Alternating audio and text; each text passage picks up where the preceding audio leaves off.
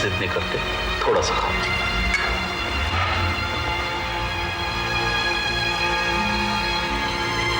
खा लो बिटिया। दादा, जवाब बिटिया सवेरे से कछु नहीं खाए हैं, पानी तक नहीं पिए। जी ऐसे कैसे चलेगा बेटे? अगर तुम हिम्मत हारोगी तो हम सब भी हिम्मत हार जाएंगे। शेफाली का ख्याल कौन रखेगा? चल खा लो थोड़ा सा, लो।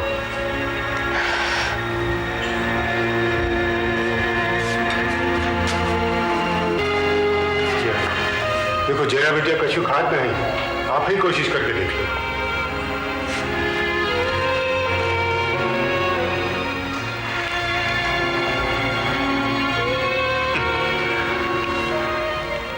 ये क्या खिला रहे हो जया को?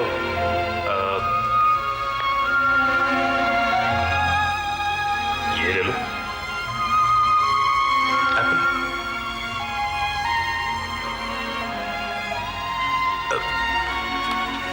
ये ले लो।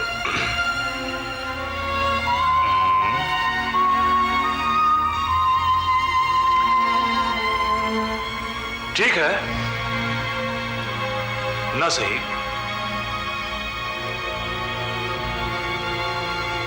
थोड़ा सा पानी तो पी लो।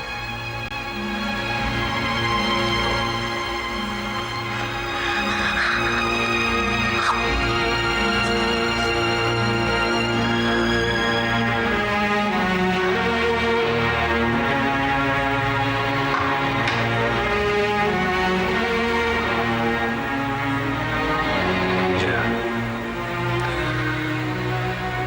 अब थोड़ा सा खा लो प्लीज।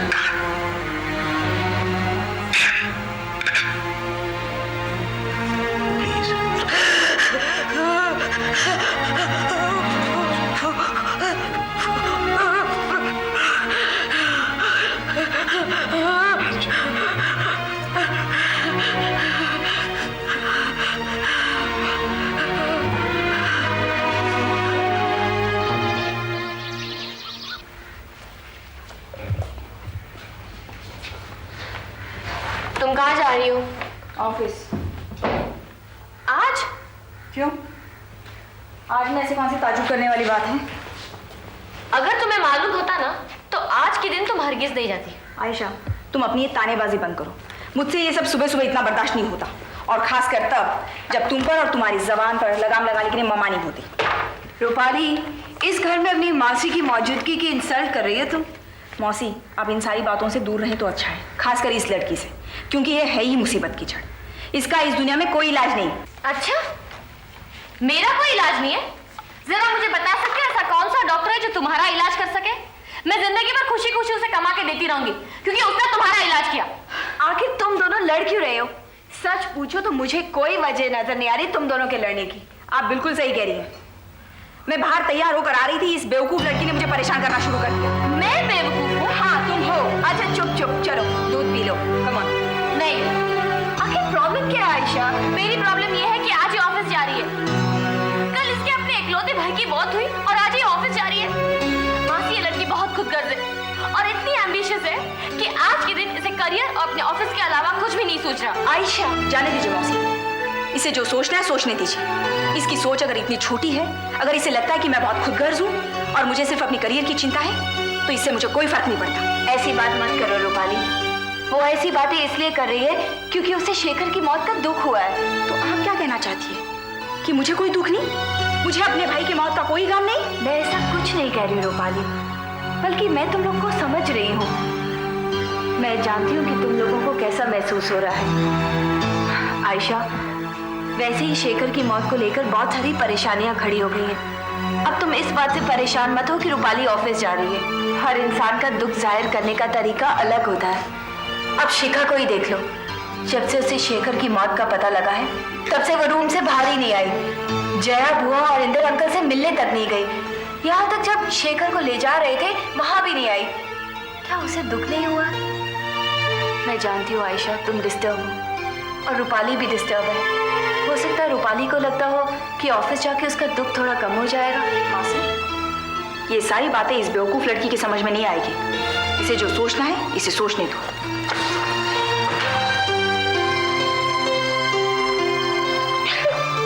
आयशा, आयशा प्लीज रो मत, हिम्मत रखो आयशा। देखो रूपाली कितनी हिम्मत से काम कर रही है। वो जया बुआ के लिए जो भी कर सकती है वो कर रही है, और जया बुआ को तुम लोगों की जरूरत है। अगर तुम लोग ही हिम्मत हार जाओगे तो उम्मीद की एक किरण के लिए जया बुआ किसका मुंह देखेगी?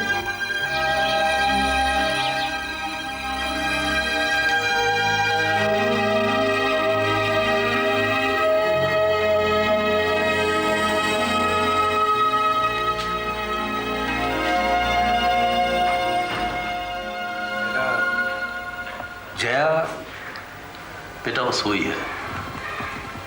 बच्चे कहाँ हैं? वो घर पर है। बेटा तुम दोनों भी घर जाओ। लेकिन दादा, बेटा इस तरह दिन रात यहाँ मातम मनाने का कोई फायदा नहीं है। शेखर कभी वापस नहीं आएगा। इस हकीकत को हम जितनी जल्दी मान जाए उतना अच्छा है। जिंदगी तो यूं ही चलती रहेगी, वक्त यूं ही बीतता रहेगा।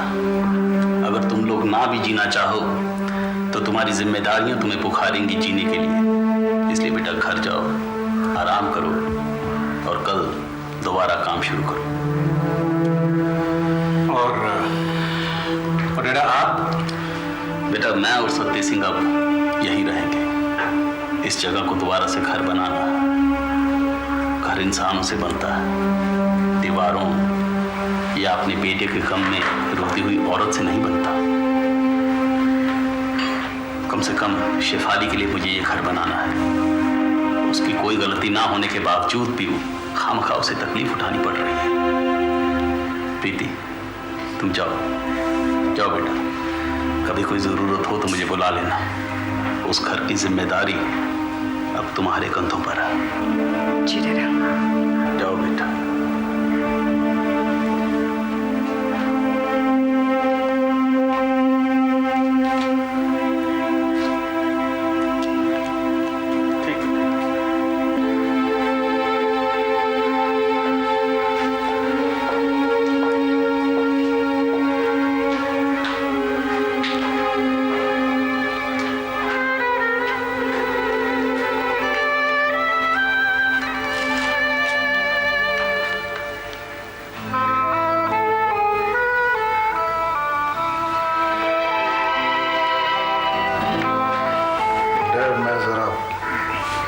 शेफाली को देख के आता हूँ।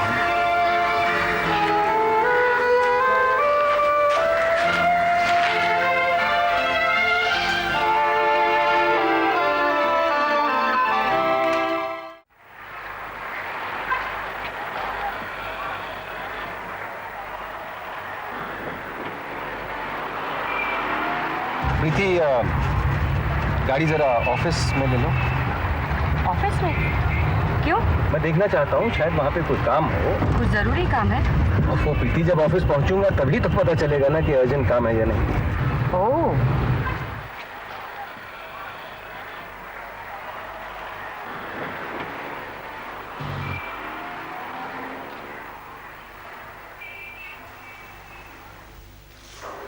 हाय रितिका।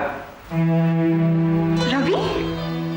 हाँ रितिका, मैं घर जा रहा था। दरअसल जया के घर से अपने घर लौट रहे थे हम लोग।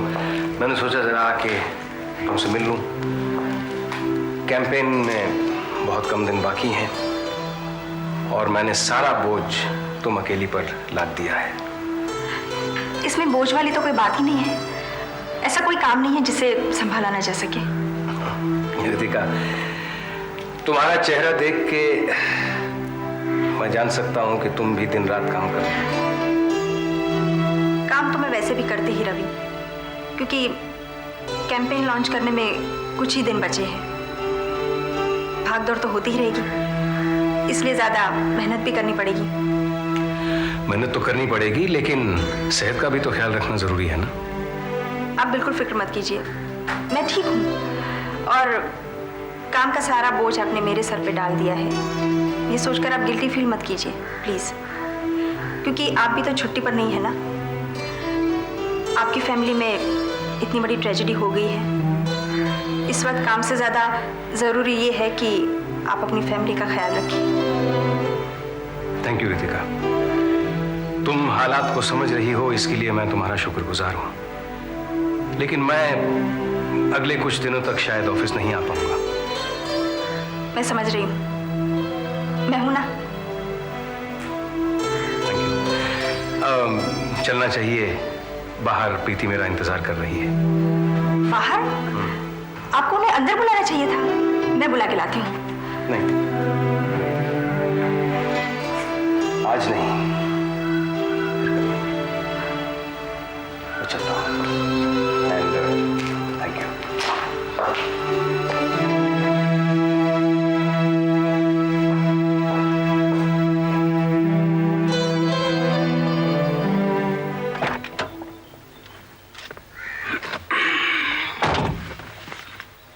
चले। क्या सोच रही थी तुम? कुछ नहीं। प्रीति, तुम्हारी आंखें बता रही हैं कि तुम्हारे दिमाग में बहुत सी बातें घूम रही हैं। कुछ नहीं रवि। ओ कम ऑन प्रीति, बताओ ना। तुम जानते हो, जो मैं सोच रही हूँ ये तुम्हें बताऊं तो तुम्हें अच्छा नहीं लगेगा। क्यों? ऐसी कौन सी बात है जो अगर मैं सुनूंगा तो मुझे चोट पहुंचेगी? तुम्हें वाकई चोट पहुंचेगी। कोई बात नहीं, बताओ। रवि, अगर मैं तुम्हारी जगह होती, मेरा मतलब है ऐसे ही जया के घर से लौटते हम, उसी घर में अभी भी इतनी ट्रेजेडी हुई है, और मैंने अगर तुम्हें रास्ते में बता दिया होता कि 2 मिनट के लिए मुझे ऑफिस जाना है, कुछ अर्जेंट काम आया है कि ये देखना चाहती हूँ, तो तुम क्या करते? एक बात मुझे समझाओ, हमेशा तुम्हारी बातों में ये अगर मगर जुड़ा रहता है। अगर ये होता तो, अगर वो होता तो। वेल, अनफॉर्चुनेटली ऐसा ही है। हम लोग औरतें ऐसा ही सोचती हैं, अगर ये, अगर वो, मगर ये, मगर वो। सच बात कभी सोच ही नहीं सकते हम। एनीवे, तुमने इंसिस्ट किया था इसलिए मैंने पूछा, जवाब तो दो। शायद तुम ठीक कह रही हो। अगर तुमने ऐसा किया होता तो मुझे अच्छा नहीं लगता। शायद मैं तुम पर नाराज भी हो जाता। Thanks for being so honest.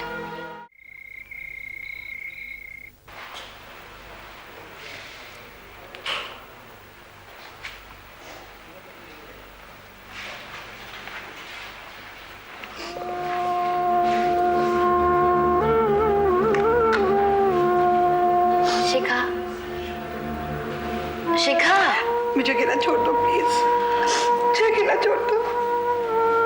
देखो तुमने 2 दिन से कुछ भी नहीं खाया है, ये दूध पी लो। मैं कुछ भी नहीं पी सकती, मैं ना तो कुछ खा सकती हूँ ना ही पी सकती हूँ। मैं तो यहाँ से हिल भी नहीं सकती, इस कमरे से बाहर भी नहीं जा सकती। मुझे तो यकीन ही नहीं हो रहा कि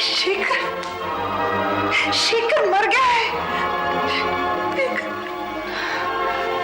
देखो, तुम्हें हकीकत का सामना करना पड़ेगा, और तुम एक बार भी बुआ बुआ से नहीं मिले। तो क्या क्यों मैं उनसे जाकर कि मैं कितनी यूजलेस हूँ, मैं शेखर को रोक भी नहीं सकी। जिंदगी भर मैं उसके इतनी करीब रही, और कॉलेज जाते ही मैंने उसे अपने हाल पर छोड़ दिया। पता नहीं, अगर मैं आज भी उसके उतनी करीब होती, शायद उसे कन्विंस कर देती कि ये कोई तरीका नहीं है, ये कोई अंत नहीं है जिंदगी का। लेकिन ऐसे रोने से क्या होगा? तुम क्यों रो रही हो? क्योंकि तुम रो रही हो। शेखर हमें छोड़ के चला गया है, डाटा भी याद नहीं है तुम्हें समझाने के लिए। ये सब क्यों हो रहा है? डाटा क्या अब जया बुआ के साथ ही रहेंगे? डाटा की जरूरत जया बुआ को ज्यादा है, वो बिल्कुल अकेली पड़ गई है। और शिवाली, वो तो एकदम टूट गई है। मैं डाटा से बात करना चाहती हूँ, लेकिन इस कमरे से बाहर जाने की हिम्मत नहीं है। तुम यहाँ से जाओगी?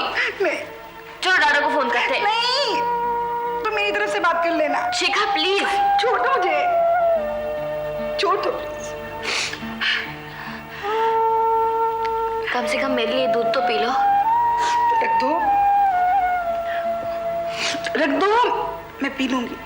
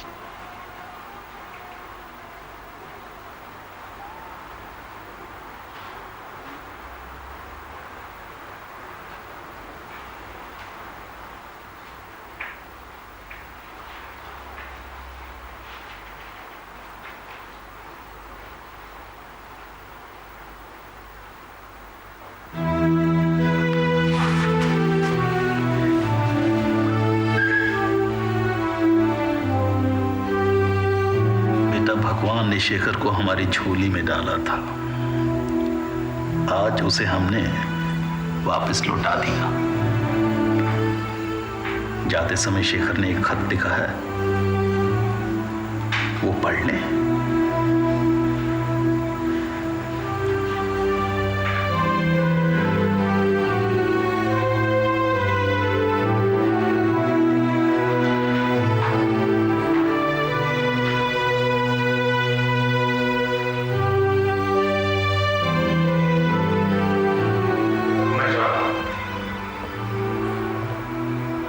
अपनी मौत का जिम्मेदार सिर्फ मैं और कोई नहीं। इसलिए मेरी मौत के बाद किसी को भी परेशान न किया जाए, खास करके मेरी मम्मा को। वैसे भी मम्मा ने मेरी वजह से बहुत तकलीफें उठाई हैं। आज मुझे ये एहसास हो गया है कि अपनी इस हालत का जिम्मेदार दरअसल मैं खुद हूं। जिंदगी की कसौटी पर खरा तो मैं नहीं उतर सका, लेकिन अपनी इस कमजोरी को, अपनी इस हाल को छुपाने के लिए अपनी तकलीफों का दोष मैंने हमेशा मम्मी पर या पापा पर डाला। I am a failure. ऐसा नहीं है कि दुनिया में सिर्फ मेरी मम्मी पापा का ही तलाक हुआ है। लाखों बच्चे हैं जिनके माँ बाप का तलाक हो चुका है। लाखों बच्चे ऐसे हैं जिन्हें कभी माँ बाप का साया ही नसीब नहीं हुआ, लेकिन उनकी हालत तो कभी भी मेरे जैसी नहीं हुई। मेरे पास क्या नहीं था, लेकिन मुझे कभी उतने में सेटिस्फैक्शन नहीं हुआ। हमेशा कुछ और की चाहत रही। मुझे लगता है कि अब और जीने का कोई फायदा नहीं। शेफाली भी समझ गई है कि कमजोरी उसकी थी, गलती उसकी थी। आज वो भी समझ गई उसे अब मेरी जरूरत नहीं, इस दुनिया को मेरी जरूरत नहीं। मैं यहां मिसफिट हूं। जिंदगी के इम्तिहानों का सामना करने की हिम्मत नहीं है मुझमें।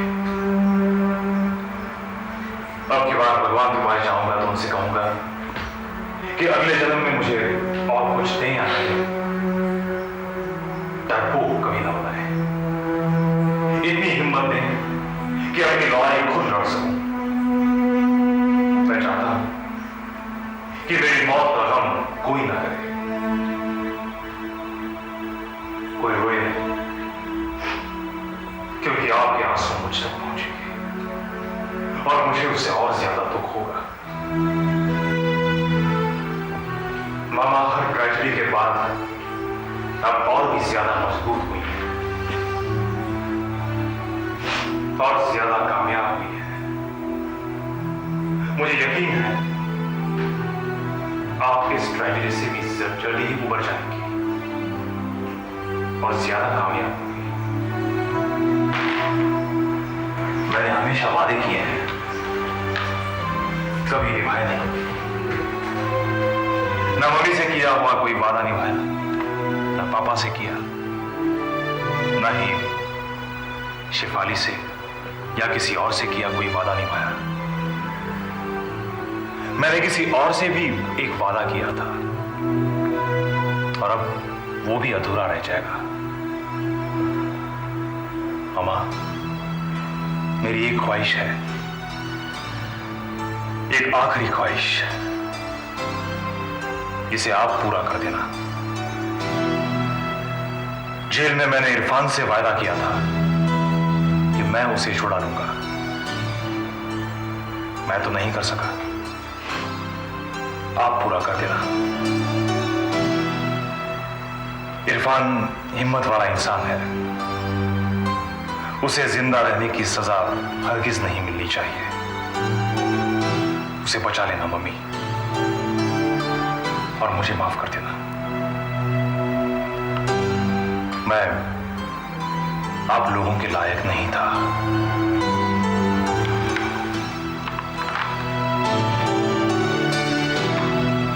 With love, Shekhar.